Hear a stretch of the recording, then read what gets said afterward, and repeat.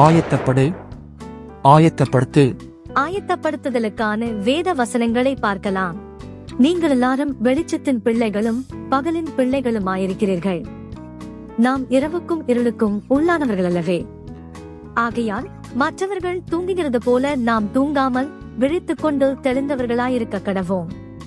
தூங்குகிறவர்கள் ராத்திரியிலே தூங்குவார்கள், வெறி கொள்ளுகிறவர்கள் ராத்திரியிலே வெறி கொள்ளுவார்கள்.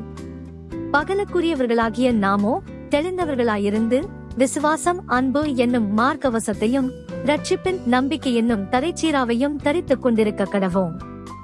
நீ வெட்கப்படாத ஊழியக்காரனாயும் சத்திய வசனத்தை நிதானமாய் பகுத்து போதிக்கிறவனாயும் உன்னை தேவனுக்கு முன்பாக உத்தமனாக நிறுத்தும்படி ஜாக்கிரதையாயிரு. கர்த்தராகிய தேவனை உங்கள் இருதயங்களில் பரிசுத்தம் பண்ணுங்கள்.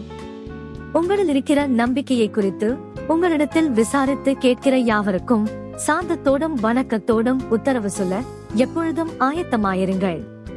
தெளிந்த புத்தியுள்ளவர்களாயிருங்கள், விழித்திருங்கள்.